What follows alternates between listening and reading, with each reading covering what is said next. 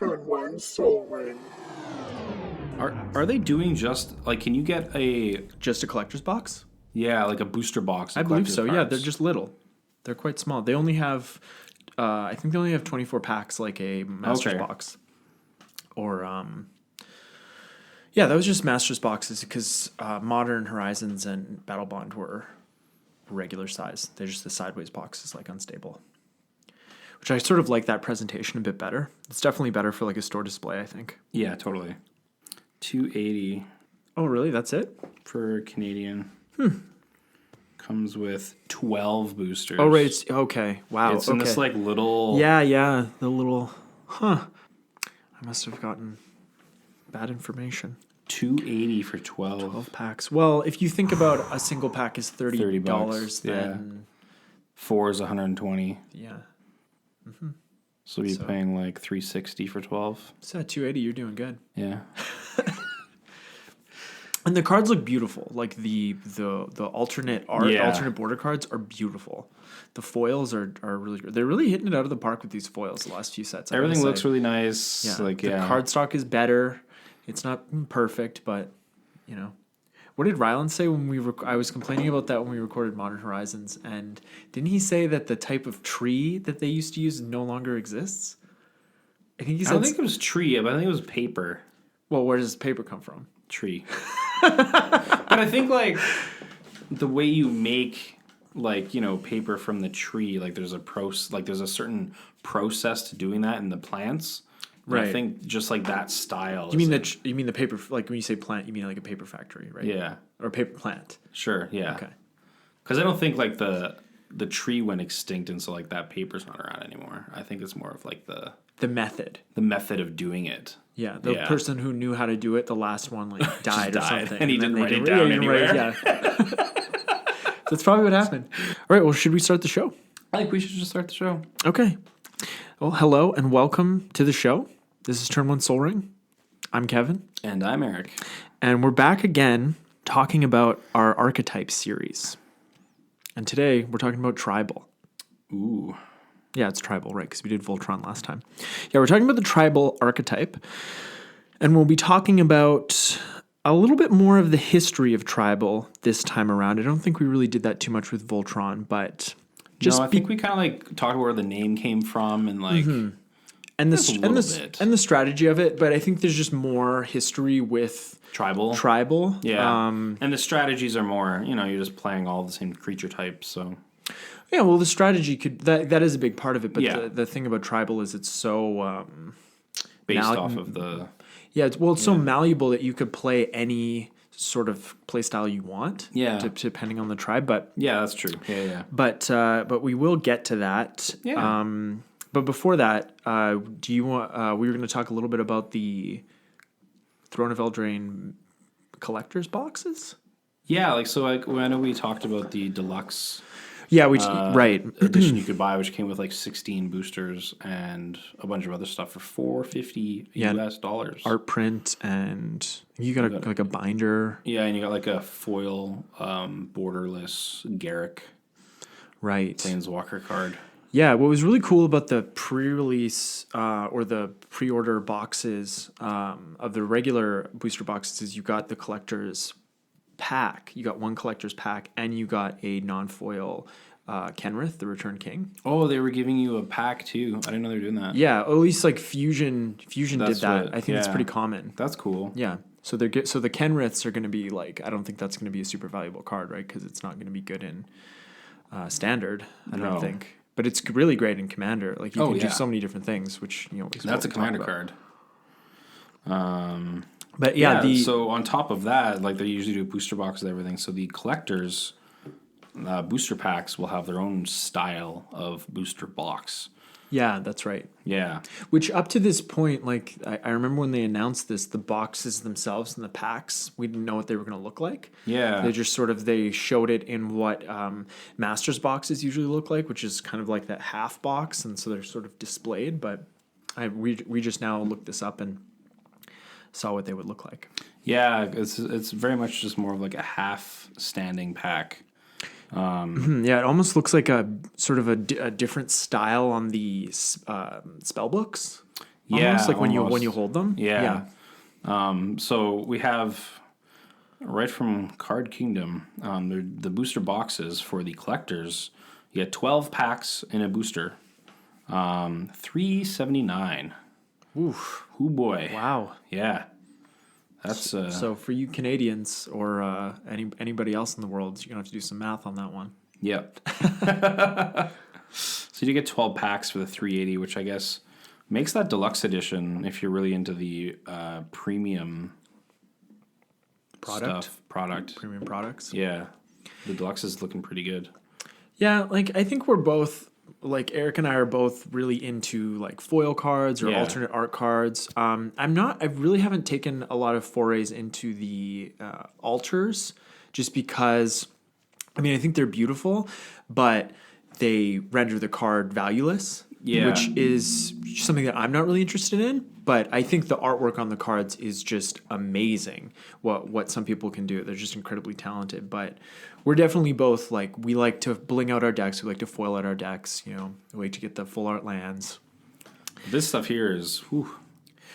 And at the end of the day, I would rather just pay whatever the market value cost is on For whatever card I for want. the single that I want for my deck. Yeah. So, packs are always a gamble, right? Yeah, and always. Probably if I bought something like this, I probably wouldn't open it. Yeah, because if you just keep it sealed, it'll go up in value over time too. So It'll probably be worth more. Anyways, I'm kind of surprised by that cost. Honestly, I thought it would have been more for the collector's edition 12 packs booster box. Yeah, but I suppose if it's $30 a pack Canadian, I guess that this is sounds gotta be right. Canadian price then. Card Kingdom? Yeah, I don't think so. $3.80 US for 12 packs. I don't think I've ever been on Card Kingdom where they had like CAD prices. Then this seems kind of pricey if packs are only $30. I guess you're right. Yeah, it's maybe like $3.90. Yeah. Just buying them outright, so same price. Okay, so let's get to the main topic of the show. What is tribal? What is tribal, Kevin? What is it? To just put it absolutely clearly, tribal is magic slang for a block, set, or deck with a mechanical theme centered around one or more creature types. All right. Yeah, so you can have, well, we'll get to this later in terms of like what makes a deck tribal. Yeah. You know what I mean? Like how many do you have to have? Some people would say every creature. Every creature has to be that. You have to have 50 cards that are part of it, and you're like, Yeah, that might not be the most strategic thing to do. So a little bit of brief history on Tribal.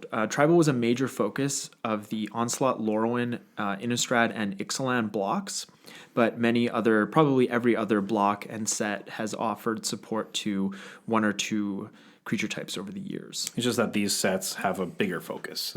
Yeah. Tribal is also a card type. So Tribal card type was first introduced in Future Sight, and we saw it again in the Lorwyn block, and we saw it one more time in Rise of Eldrazi. So the Tribal card type, what you would have is, I should have gotten some images, but what you would have is you'd have an aura, or you'd have an instant, or some sort of other permanent or card type that wasn't a creature, and it would have a creature type on it. So it'd be like Tribal, Sorcery, Eldrazi. That was like... All is dust. All is dust is like that. Yeah. Or Eldrazi Conscription. That was an aura. I'm thinking of all the Eldrazi cards. Yeah. Those are more popular ones. Yeah, they do still see play. But it's actually super helpful in some cases when these non-creature cards have the tribal creature type on them, because it does allow you to tutor for those cards if it just says search for a goblin card. Yeah, or search like an elf card or something. You can get a elf tribal, like sorcery or instant or something too. Yeah, so for those reasons, they definitely do see some fringe play in tribal commander decks still to this day. The tribal card type is unfortunately no longer supported by R&D. Mark Rosewater announced this when it wasn't used in Innistrad, a set that was heavily tribal themed. He stated that tribal was problematic everywhere R&D used it because they couldn't go half in, which resulted in a lot of extra words for very little use. I guess it is little use. That's what we were just saying, right? How it's only in a few decks, and in a lot of them it doesn't really matter. Like, Yeah. with all its dust, like that even sees play in modern Tron, sometimes like a one of, but Yeah. it doesn't, the tribal subject doesn't matter. No, Right. it just doesn't. Like, that's the only really big card that sees play. It's also a nice bonus for Tarmogoyf because it cares about card types in the graveyard. Tribal is a card type. So, Yeah. That's true. Yeah. That's a downside. Yeah. So besides that, though, R&D is still very, very much interested in tribal and creature types. Yeah. To this day. So we're gonna do. Yeah, let's get into a little bit more of like that. We're gonna kind of just go through the sets here. Yeah. And their impact on the tribal theme. So nice little cool history of kind of like where tribal came from, like what has happened like over the years. So the tribal theme has been around since the game began back in the alpha days. The Onslaught block was the first set to delve very deeply into the mechanics of the tribal theme. I was playing back then. I was not. I was like when I. That was like a couple years after I started playing. Okay. I know I started like when I was really young. My stepbrother had some cards, but don't really remember what the sets were. Yeah. So I've been playing Slivers like almost Always. since day one. I remember Slivers were still super cool. Like, yeah. Also, when we did our like first Chaos draft, I had that one pack of Onslaught, and everything in there was very tribal. Yeah. Yeah. So even the rare, it was like a mono black enchantment. It was a choose a creature types. type. Yeah. Yeah. Yeah. Hoping for a fetch land, but what are you gonna do, right? Some you win, some you lose. This was followed several years later by the Lorwyn block. I wasn't playing then. I think that was fairies, merfolk, all that kind of stuff. Kithkin. Oh, was yeah, another one. Kithkin. Rogues, I think, was also a supported type. Yeah. Tribal themed decks have been persistently popular since the game's beginnings, in part because novice players find it easy to understand and fun to play. Yeah, I think that's pretty true to.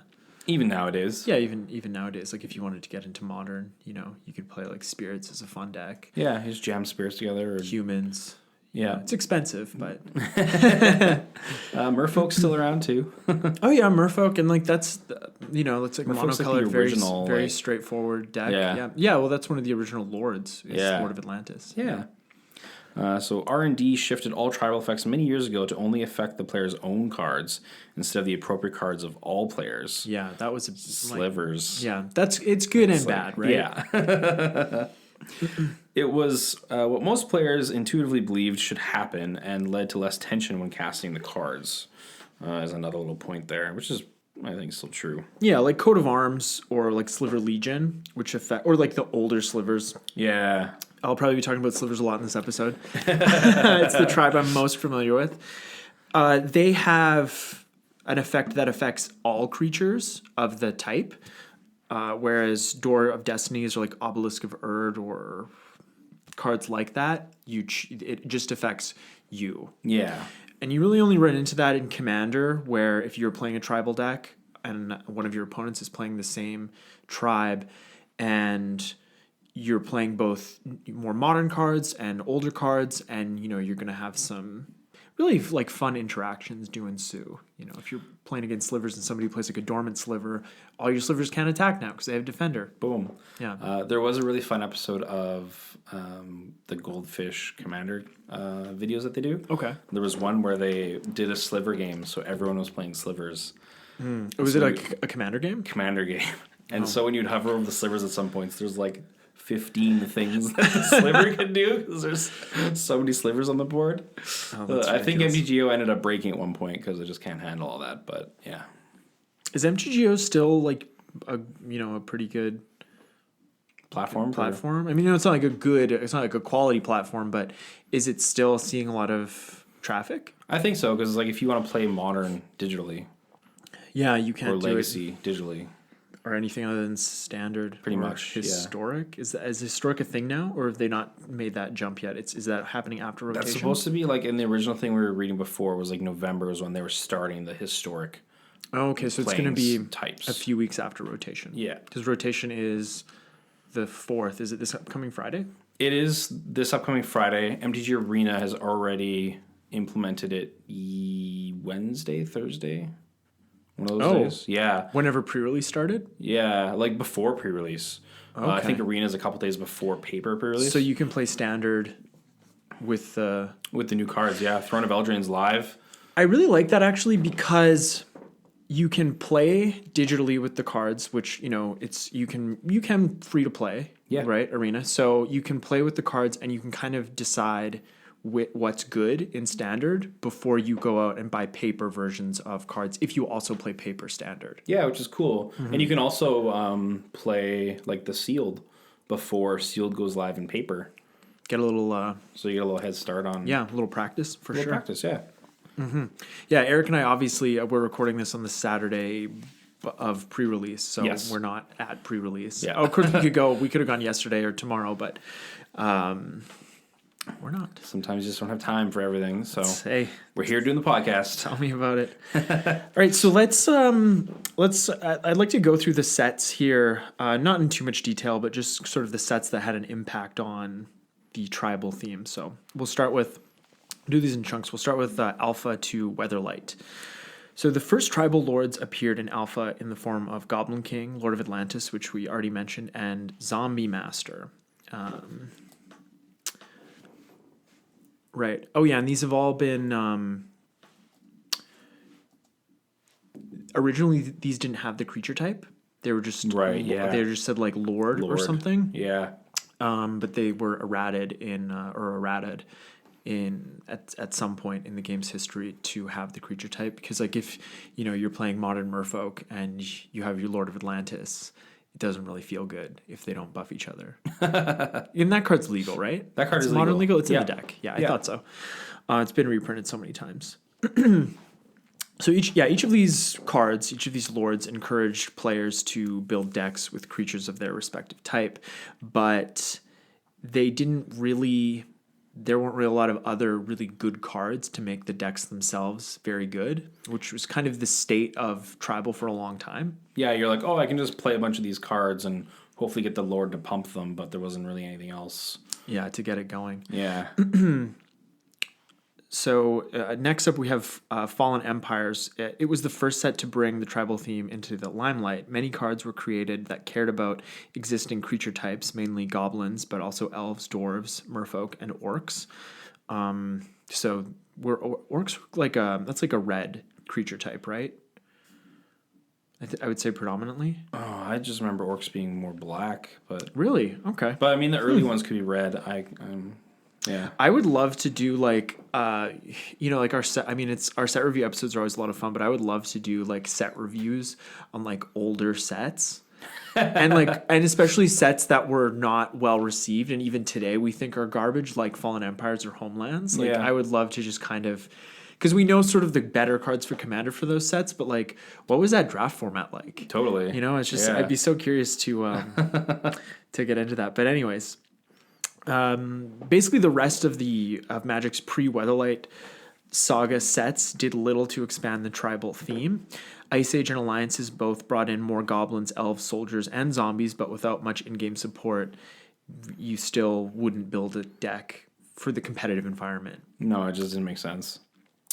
And the sets all leading up to Tempest didn't really have much of an effect on the tribal theme. So the early days of Magic... Not good for the tribal theme. No. Yeah. So moving along here, let's look around the Tempest around to about Judgment times. The release of the Tempest block marked the beginning of the Wrath cycle. Magic began moving forward to a different model in which consistent game rules took precedence over the set's flavor. Thank goodness. A model that would later be cemented by the Invasion block. So, yeah, thank you for that. This takes me back. Tempest was not a tribal set, but it and Stronghold did introduce a creature type that has proven to be enduringly popular. The slivers. Hey. Yeah. That's right, and the only sliver in Stronghold was Sliver Queen. That was the only one? Just like in Scourge when they did Sliver Overlord. Yeah. It was the only sliver in that set. Yeah.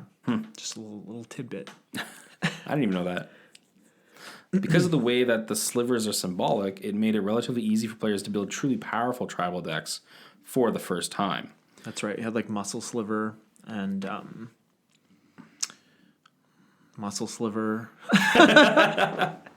No, there's other good ones from the Tempest block. I just can't think of them because they haven't like sort of made it into the Commander format. Yeah, no, they're still a little bit old. But this was like when they were first actually giving creatures other abilities to do things. Yeah, compared to just being +1/+1. Right, and this the slivers interact in such a way that I think make them. I guess from a tribal perspective, I would say that they're the most powerful. Yeah, because they give each other all their abilities. Yes. It's not like we really don't see that in any other tribe in that way.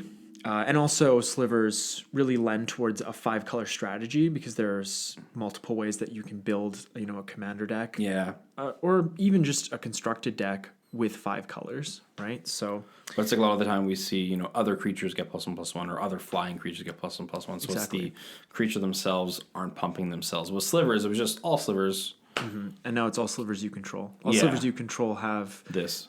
Tap, regenerate target sliver. Yeah. Or they all have haste or +2/+0. Or tap for mana. Yeah. That's a very good one. So with Tempest, we also saw the creation of the Beast Tribe. But beasts wouldn't receive adequate support until Onslaught. That's right. The last set in the Tempest block was Exodus, which added little to the tribal theme, nor did the following Urza's block. So please, Onslaught, give us some support. There are a couple of notable cards that empowered the tribal theme from the Urza's block: Priest of Titania and the Goblin Lackey.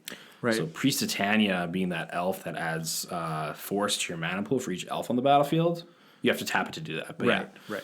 Yeah. So you can't do it the turn you play it. Yeah. Yeah, that one's really good, and I was really hoping they would print Goblin Lackey in Modern Horizons. Yeah. There was a fake card going around when M20 came out that was Goblin Lackey. Oh, was there? Yeah, that would be fun. People were just looking for it. I don't think too broken, but correct me if I'm wrong. Yeah, Goblin Lackey's really good. It's 1 red for a 1/1 goblin. When Goblin Lackey deals combat damage to a player, you may put a goblin permanent card from your hand onto the battlefield. So, going back to the tribal card type, if you had a card that was not a goblin creature but a goblin permanent, which I don't know if that's a thing. I think it's just like spells. I think it was just spells, yeah. Well, you know what I mean. But if there was a permanent, you could throw that on there. Yeah. But you're probably better off just putting a creature on the field. That's the idea. Yeah, these are great. These are great cards. These are even great cards in Commander. Goblin Lackey less so, but I run it in if you're doing Goblin deck, you might as well. It's a good turn 1. Yeah, why not? Somebody's usually open. Doesn't happen very often. It's like a turn 1 Soul Ring, turn 1 Goblin Lackey. We could do just a Goblin podcast and call it that. Sweet. And we also had they reprinted Goblin Matron in Horizons. That's right. Yeah. And so I was like, hey, this is in Modern now. Yeah, I think, and there's a Goblin deck running around now, a mono red Goblin deck. There always was a. Yeah, but it's sort of getting more and more support. Yeah. So maybe Modern Horizons 2.0 will get Goblin Lackey, just a little more support. Sure. Goblin Recruiter would be a good one. I don't know what that one is. It's from I think it's from Visions. It's 1 in a red. It might be a rare. They didn't color code back then. Yeah. But and it's search your library for any number of Goblin cards. Oh, and reveal them and then put them on top of your library right. in the order that you choose. Right. Great commander card. Especially once you have all your land drops, you're like, well, I'm just a stack of goblins I need. It's like I'm gonna have to keep a list here so I know what's coming up. The following Masks block did not play up the tribal theme, but it did include widespread support for up to 2 new tribes, Rebels and Mercenaries. Yeah, after the Urza block, popular. Which is when I started playing, the Masks block was like mirrored it into Kamigawa. Yeah. What happened? Rebels was the far superior tribe, which is why whatever year the Pro Tour was during, Masks block was dominated by Rebel decks. That's right. That must have been a pretty boring standard season, my friend. Yeah, everyone just played Rebels. Yeah. And the Rebels, you'd have a Rebel, and its activated ability would be search for a Rebel that cost 1 more than this Rebel. and then you just put it on the battlefield, and that was it. Mercenary's ability was like you could take a mercenary from your hand and put it onto the battlefield. That was their sort of activated ability. So, like, what's better, like tutoring? Like you're getting card advantage. Why wouldn't you just go for the rebels? Yeah. I think the only rebel that wasn't bound by the it was either CMC or power toughness was the Lin Civi. Is the one that people like if you're building a rebel commander deck. Lin Civi is the commander. Yeah. Alrighty. So we're gonna move on to Onslaught to 10th edition. The Onslaught block was a major step forward for the tribal theme. The entire block was built around the concept. Soldiers, zombies, goblins, and elves returned as the major tribes of their respective colors, so that would be like white, black, red, and green, but wizards replaced merfolk as blue's major tribe. And the Onslaught block, that was the whole Riptide project stuff. Yeah. That they brought the slivers back. Sweet. Also, I wonder if wizards were popular back then and constructed. Because a lot of those wizards definitely for like a wizard tribal commander deck. Ugh. Yeah, like patron wizard. Yeah. Like 3 blue, like tap a wizard, counter target spell. Yeah. Unless it's control pays 1, it's like, okay, I'll counter it. You can pay 1? Yeah. Yeah. Counter it. You gonna pay 1? I don't have 1. All right. Well, countered. Yeah, that card's super good. That's good. Beasts, birds, clerics, dragons, and even walls received broad in-game support. The slivers made their triumphant return, as I said before.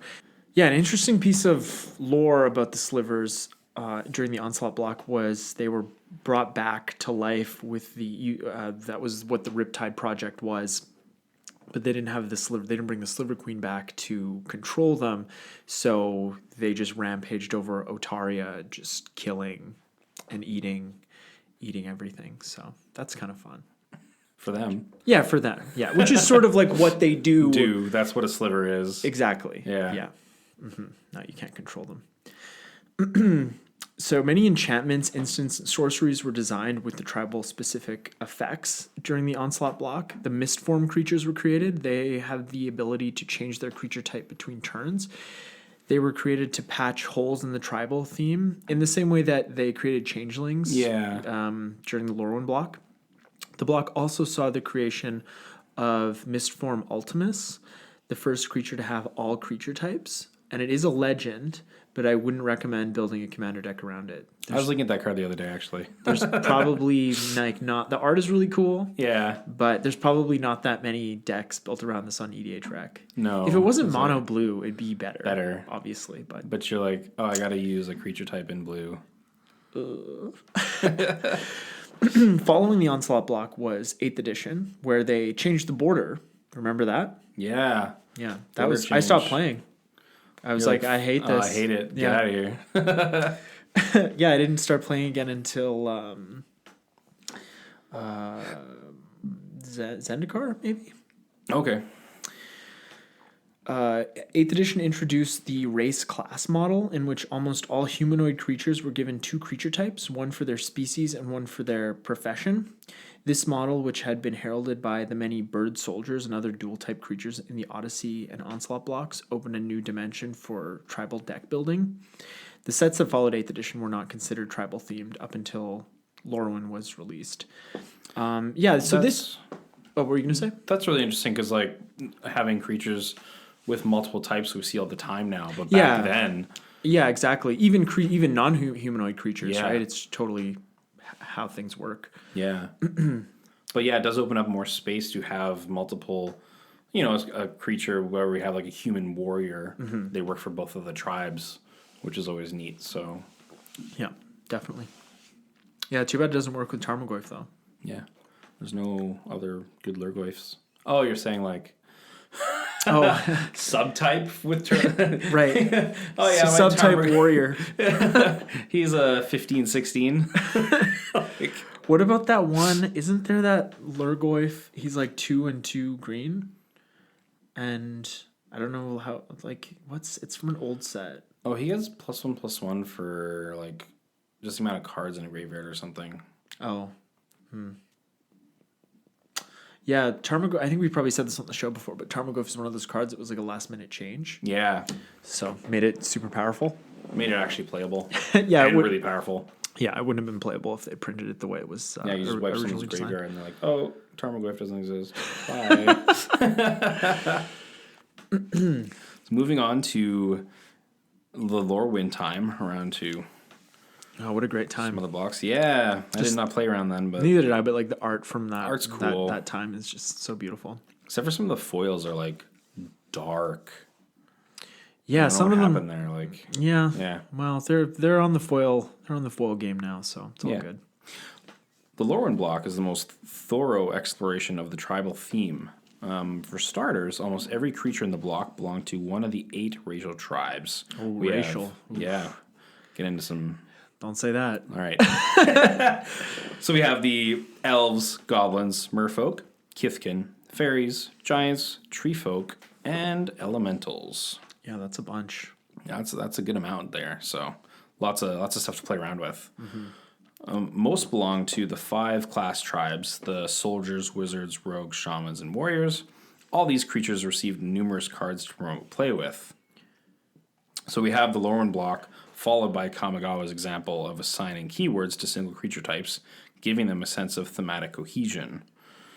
The kinship ability rewarded players for playing with many cards of the same tribe in one deck, benefiting from the race/class model. So definitely a lot of like Kithkin and stuff. I know had the kinship going on. Yeah, Kithkin are really interesting looking. They are. They're like dwarfs. Yeah. That's how they're supposed to look. Dwarf/hobbit kind of. Yeah, I like them. They're like wide. Just, I don't know. There's something about, like, they're not like beautiful, but there's, I don't know. There's something about them. It's like when a pail looks really good. You know, just like a That's a pail nice you carry pail. water in. It's like, Yeah. that's what looks like a good pail. They look like they're sturdy. You know. That's what Kithkin relates to. Moving on, the Shadowmoor, Alara, Zendikar, and Scars Mirrodin blocks were not tribal heavy sets. Nope. Moving away from that. So they don't want to have it like, it makes sense not to just like always have it there, right? Oh, for sure. Innistrad blocks saw a return to the tribal theme. The 5 main tribes in that block were humans, spirits, vampires, werewolves, and zombies. That was a really fun time with vampires and werewolves. Yeah, that was a very like that set is remembered very fondly. Oh yeah, it's one of the big. I wish I was playing then. I think I jumped in just after that a little bit. Yeah. Yeah. I wonder if that came out around when that movie Underworld.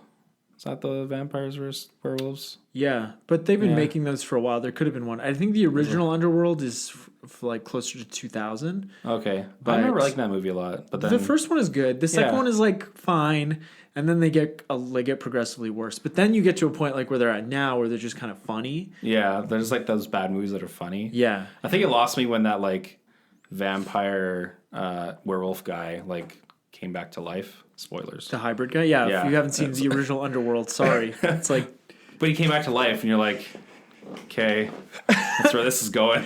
yeah, and I didn't like the way he looked when he was the werewolf. When he was like, because he was a vampire and then he's a werewolf. When he transforms, he's the hybrid. I wasn't crazy about how they made him look. Yeah, I thought it was like I the thought it would be weird, more shiny menacing or black, something. like- yeah. Yeah. Oh, well, what are you gonna do? Well, Yeah, Scott Speedman hasn't had a great career. Dark Ascension's Captain Cycle was also returned to Tribal Lords. That's right. We got what's the spirit one? He's playing Yeah. modern Captain of Dross? Drogskull Captain. Drogskull Captain. That's Yeah, right. Got that's that. a super strong. On top of giving +1/+1, they all Also- have freaking hexproof. Yeah. No, if Lord of Atlantis gave hexproof, whew, that would be a better card. Because I've played against spirits a lot because that's Ryland's deck. So Right. there are turns when he's like collected company, 2 Drogskulls. I'm like, I can't target any good game. Yeah, I don't want damnation in my deck. Yeah. Last, the RTR block, like the original Ravnica, was not tribal themed, but Slivers did make a comeback in 2014. In 2014. Yeah. Yeah, that's right. They gave us another sliver. That was Hive Lord. Yeah. I think 5-color sliver. Yeah. But still, well, that was, I think, the first bunch of slivers that were only affected slivers you controlled. Was that also when they started, they were looking kind of humanoid instead of more like. Yeah, that was the one, and I did I looked that up because I thought that was a bit of a travesty, and apparently they had just evolved more to be more humanoid, which is I guess that was their way of putting it. And I'm not sure what comes first, if it's like the story or the art, or if they sort of happen at the same time. Yeah. But anyways, I'm glad they went back to regular slivers for Me too. I think they look really Modern cool. Horizons. Yeah, they do. Yeah. They look like, little like slivers. Yeah. It's like you wouldn't want to get that under your skin kind of thing. Yeah. Also kind of remind me of how the Hydralisk looks from Exactly. StarCraft. Yeah. Yeah. Those, a lot of they're very blades they for are arms, very like. Zerg-like. Yeah. Yeah. All right. Well, wow, we're almost getting up to present day here. So we've got Khans of Tarkir 2 now. Khans of Tarkir featured warrior tribal as a strong sub-theme of the Mardu horde, and the block would fully embrace tribal play in Dragons of Tarkir with a predictably heavy dragon tribal focus. Were you playing standard during this time? I was playing standard at the end of it. Okay. So I had a mono red standard deck that had 4 of the Thunderbreak regions, which is Oh, that's right. Yeah, you were telling me about that. yeah. So like whenever one of your dragons is targeted, you deal 3 damage to that player. That's really good. Just like it was during the first Zendikar block, Battle for Zendikar showcased both Eldrazi and ally tribal gameplay. The same was true with the second foray into Innistrad. The Shadows over Innistrad block maintained the same tribal types as before, with the Eldrazi reintroduced in Eldritch Moon as sort of a 6th tribe. I also really like the lore for the Eldritch Moon set. Yeah. With the with Emrakul coming and sort of like an invasion of the Body Snatchers. Yeah, it was a really cool like 2-part thing there, and like you could see it in like the first set. There were just like weird things happening, kind of people having these weird like tentacle things, or they'd be seeing stuff on buildings and stuff. Yeah. Yeah, it's just like this really pretense to. Yeah, it's really scary. And I mean, I think there's something specifically terrifying about having your body and your consciousness like being absorbed into a hive mind. Yeah. Like in Halo, the Flood, like that's a very scary enemy, or like the Zerg, or like the movie The Thing. Yeah. Right? Like all those things I think are there's something really terrifying to Lose your probably all sentient creatures. Yeah. Right? Because it's just like you are not your own person anymore. Yeah. But you're still walking around, and like how much of your consciousness is left? Like, do you know what, it's sort of, yeah. Oof.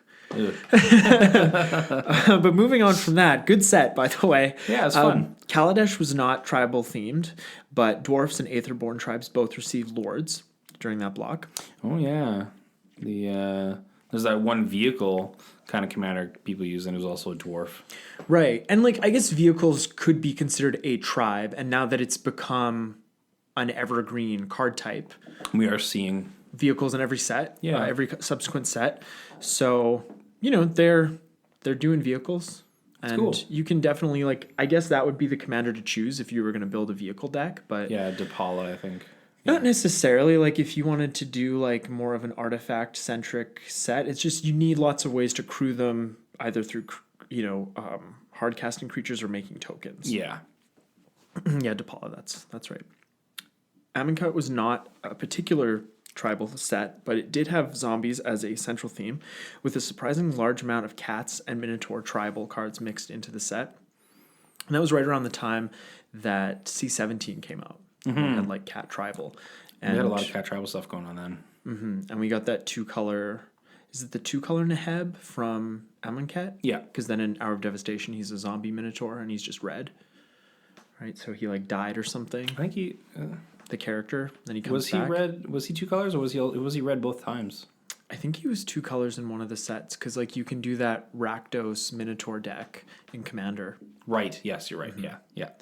Also, we saw a lot of white zombies for the first time. in That's right. Amonkhet. Yeah, and we got the white parallel lives in the form of Anointed Procession. Yeah, that card is. It's a really good card. Really good. That's a Commander token staple. That's a great card. The Ixalan block placed tribal gameplay front and center, arguably to the greatest degree since Lorwyn. This time it was pirates, dinosaurs, merfolk, and vampires who received substantial support.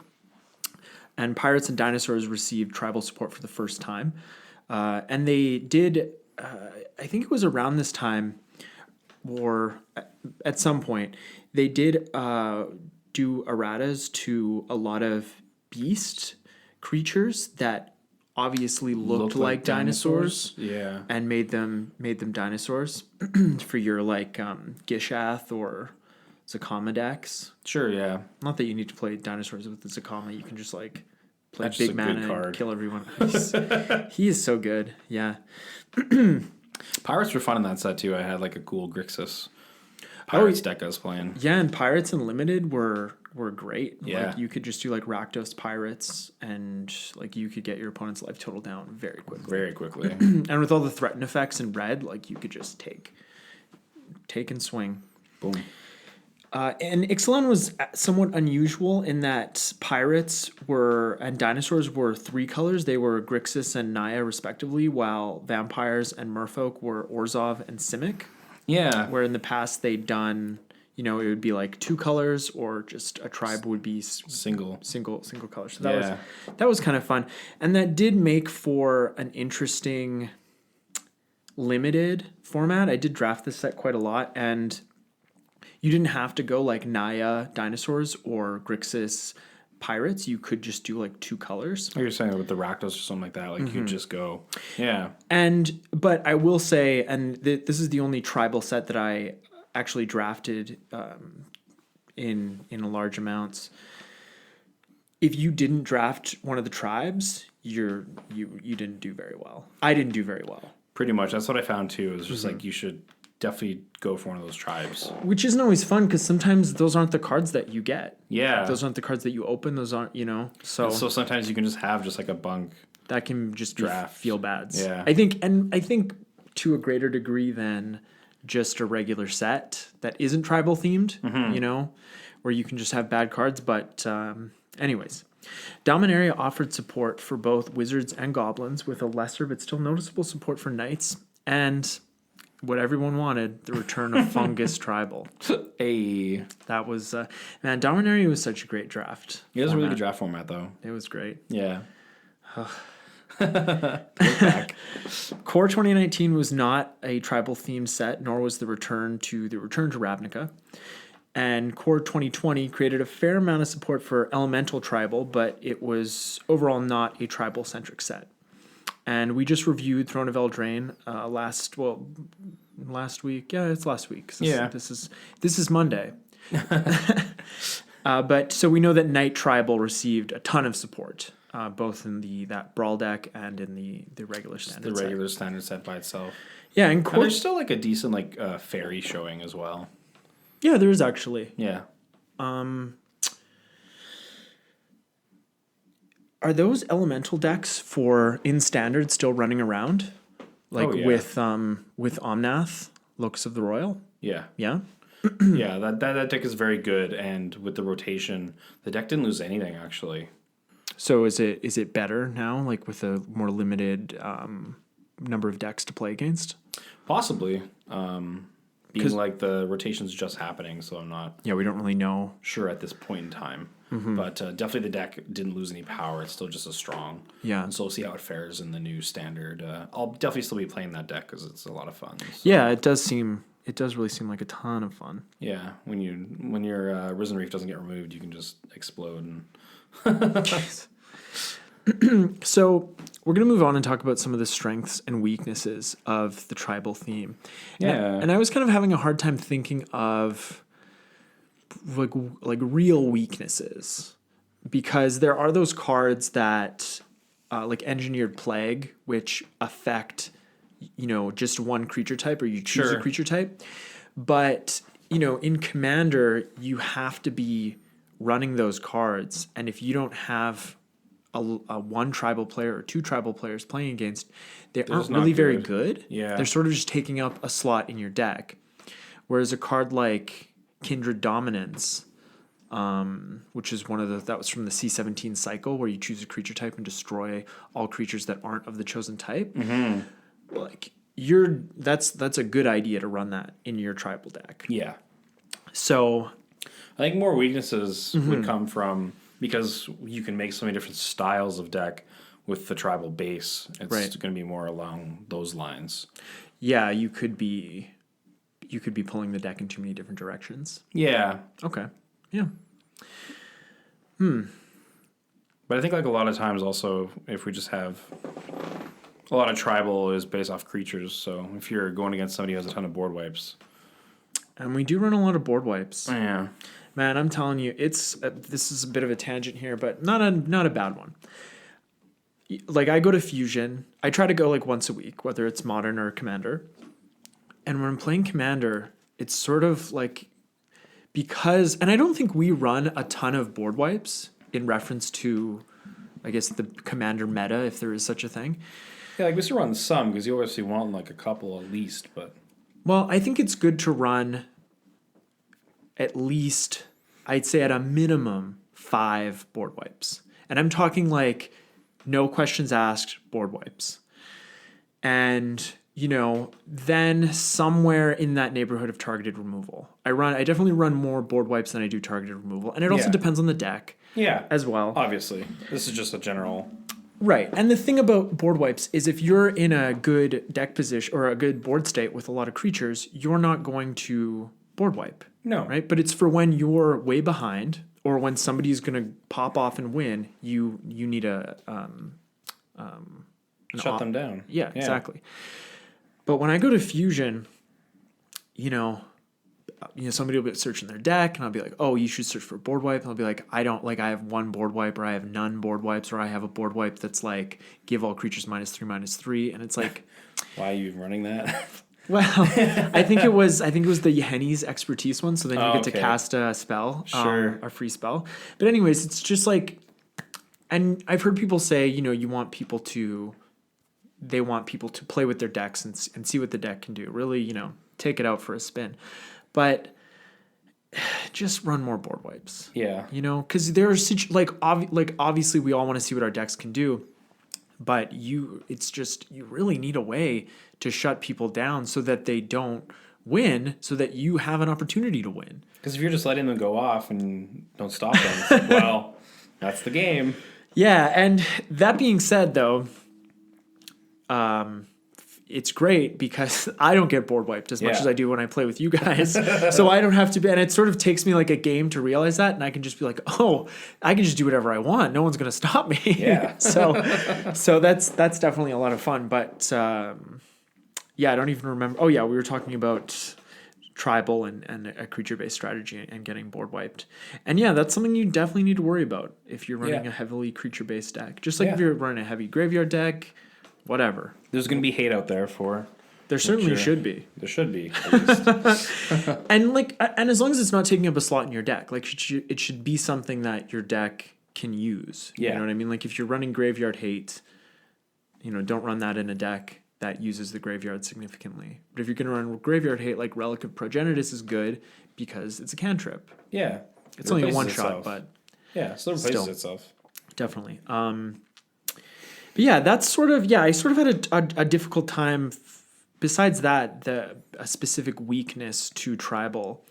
I think a big strength is that, you know, especially with like the 5-color commanders that you can play, that you can build around for tribal, you can really build a deck in whatever play style you want. Yeah. And you can change the play style over time. So, you know, you could build a combo sliver deck, or you could build an aggro sliver deck. Or you could not even build a sliver deck.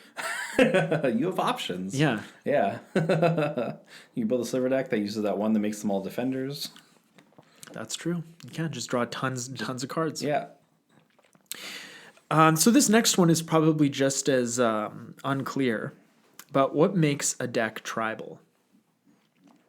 So what does tribal mean to you? And we'll just take like a minute here and think about that. What does it really mean to you? Yeah, there's a couple schools of thought on this, or probably more than a couple. A deck would be considered tribal if all the creatures in the deck were of the same tribe. I would say so. Yeah, usually. We'd be looking at about 15 to 30 of the creatures being of the same tribe to make it a tribal deck.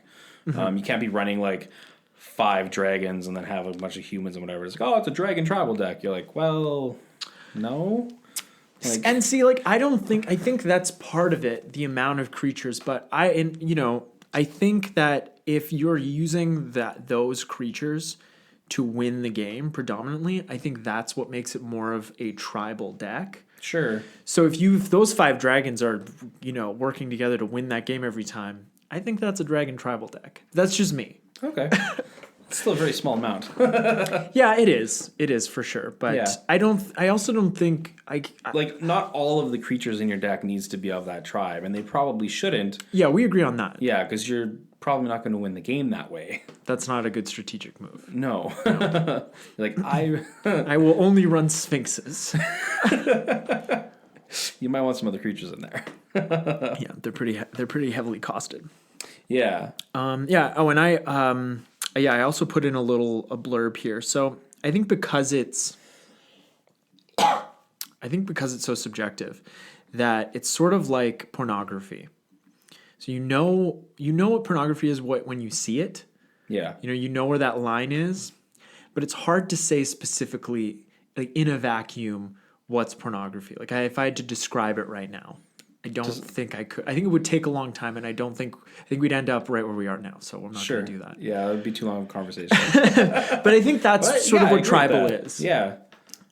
So those 5 dragon deck, probably just on that description, I would say it's not a tribal deck. But if we get into a little bit more, yeah, we might feel differently about it. So yeah, don't get too hung up on what tribal is. And truly, if somebody has a deck that they're calling tribal but does not have all the creatures of that tribe, give them a pass. I think so. You can poke a little bit of fun if they're first 3 or 4 creatures that they cast are not of that tribe. You're like, are you really running? Yeah, definitely poke more fun in Commander. Like, Yeah. it's a fun game. It's interactive. Even if you're playing competitively, like just poke some fun. Yeah. Just keep it light. We're playing a game here. Exactly. Try and have fun. It's a game. So let's move on to some good tribal commanders. Yeah. Just some that we like, I think, more than others. Okay, so the first one up here is Azuri Renegade Leader. So he is 1 and 2 green for a 2/2 legendary creature elf warrior. You can pay green, regenerate another target elf, and you can pay 2 and 3 green elf creatures you control get +3/+3 and gain trample until end of turn. He's a superstar for an elf deck. Like if you like elves as a creature type, I'd highly recommend doing Azuri as like your first foray. Yeah, he can keep all your elves alive. Like you can continuously use that regenerate ability, and you can also repeatedly use the overrun ability as long as you have the mana. Yeah, because it's a colon ability. So then you're just playing a bunch of elves.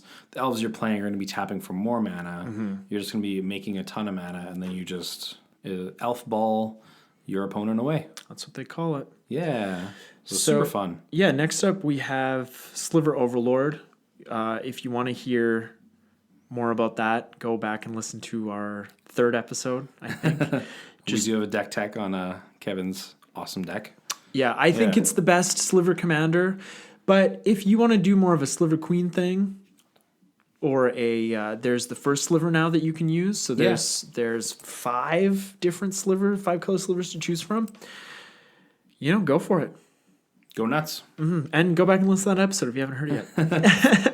Rate and review us on iTunes. Thanks. Another one. This one's more of a funny one because we have the Sapling of Kolfinor. So this is going to be a green-black deck. The Sapling of Kolfinor is 3 of anything, and then 2 of the Golgari split, so black or green. He's a Tree Folk Shaman, 2/5. Sapling of Kolfinor himself is indestructible. And whenever Sapling of Kolfinor attacks, reveal the top card of your library.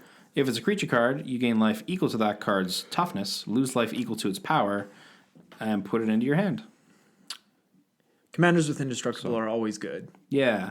Or hexproof. Right? It just gives it extra. And this one's great because like indestructible, so you're just always going to be getting extra card advantage out of it. And it's used as blocker. Yeah.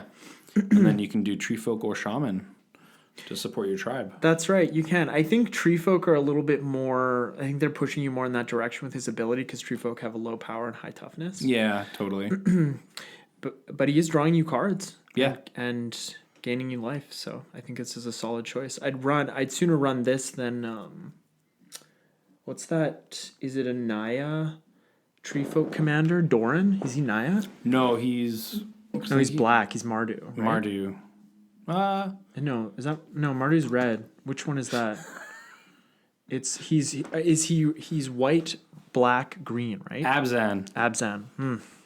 I'm better at the shards, definitely. Yeah. But yeah, that's a really sweet one for if you're doing like a big butts deck. For getting to them to attack, so. Definitely, for sure. So next up, we have Naban, Dean of Iteration. He's 1 and a blue for a legendary creature, human wizard, 2/1. If a wizard entering the battlefield under your control causes a triggered ability of a permanent you control to trigger, that ability triggers an additional time. So he's a Panharmonicon for wizards. That's right. And if you had Panharmonicon on the field, you get to do it again. Yeah. So that's a lot of fun. But there's a ton of wizards that are very cheap that have ETB effects. So I think this guy would be a lot of fun. I've never built a deck around him, but I think he could really I actually built a standard deck around him. Really? Yeah. Cool. And it did some pretty fun stuff. So just from that and being like the limited amount of cards that worked with him, having the whole pool of commander to work with him, I'm sure you can make some really fun stuff with Naban. Yeah, it's too bad you can't. Like he's rotating out and Gadwick's rotating in, right? Like those two together would have been a lot of fun. It's too bad. It's almost like they knew. Yeah, they're watching for that stuff now. Next up, we have is one that you made a deck on. I did, have a deck, I have the deck. It's really fun. If you guys want to check it out, I've been like deck teching it on our Instagram account. So check that out. Oh, cool. And then the last one to mention here is the one that I really want to make a deck around. We didn't actually say what this card was. Oh, did we not? Yeah, but I'll. It's Unesh, Cryo Sphinx Sovereign. It's 4 and 2 blue for a legendary creature Sphinx. 4/4 with flying. Sphinx spells you cast cost 2 less to cast. Whenever Unesh, Cryo Sphinx Sovereign, or another Sphinx enters the battlefield under your control, reveal the top 4 cards of your library. If an opponent separates those cards into 2 piles, put 1 pile into your hand and the other pile into your graveyard. So it's like a Factor Fiction on a big creature, big flying creature. Yeah, I definitely underestimated how powerful the cost reduction was when I first started thinking about building the deck. But when you're playing it and you can cast these 5/5s for 3 mana and then draw 2 cards, it's kind of nuts. It's a pretty good value. It really gets out of hand. Like, you need Thought Vessel, you need Reliquary Tower. I might even run a spell book. Like, you often have just too many cards in your hand. And you also need ways to shuffle your graveyard into your library because you will mill yourself out if you're not careful. So. Sounds like a lot of fun. It is. It's a really fun deck. Yeah. And you're giving cards to people, getting them involved in what you're doing. Yeah. I was playing against one guy and he was just like, he was out of the game. Like, he was still playing, but he wasn't able to make any kind of impact on the game. And I would just give him the pile of cards and he would just hand it right back to me. So, like, sweet, draw 4. And I ended up winning that game. Oh, gee, I wonder how. Yeah, the other two must have been mad at that guy. They weren't thrilled. Yeah. No. No, they weren't too happy. Yeah. Did they speak up, though? No, not really. You gotta speak up. Like, I would have said something. Yeah, and I find that happens less and less, or not less and less, but certainly less so out in the wild. Yeah. Which makes sense, but it's a social game. Yeah. If you think somebody's making a bad choice with the Factor Fiction, just be like, whoa, hey, are you sure about those piles? Yeah, like, come on. Yeah. So yeah, just that's what everyone's signing up for when they sit down. So don't feel self-conscious or anything else about doing it. Just do it. Just be like, whoa, are you sure you want to do that? Yeah, it's a political game here. Yeah. Yeah, there's 4 of us. Yeah, feel free to make speeches. Yeah.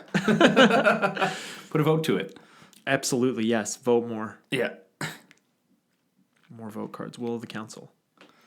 So you got one last one here, right? One last one that I thought we should talk about. I really want to make a deck around this creature. So this is a newer one. It's Najila, the Blade Blossom.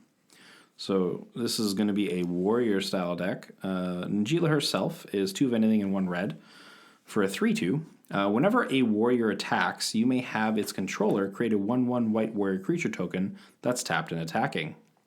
So, of course, you're going to be having a lot of warriors out there doing things like that. Mm-hmm. The fun part about that is if somebody else happens to have a warrior, you can give them a token because it's a warrior attacking. Oh, yeah. Look at that. That's fun. I always like that kind of thing. Right? And then the second ability is Wooburg. So one of each mana color to untap all attacking creatures. They gain trample, lifelink, and haste until end of turn. After this phase, there is an additional combat phase. Activate this ability only during combat. Oh, you could be a deal maker and make a deal with someone that they get to do it, but they can't attack you. And then they just get to attack again. Oh, yeah. Because it's not creatures you control. Yeah, it's just any time.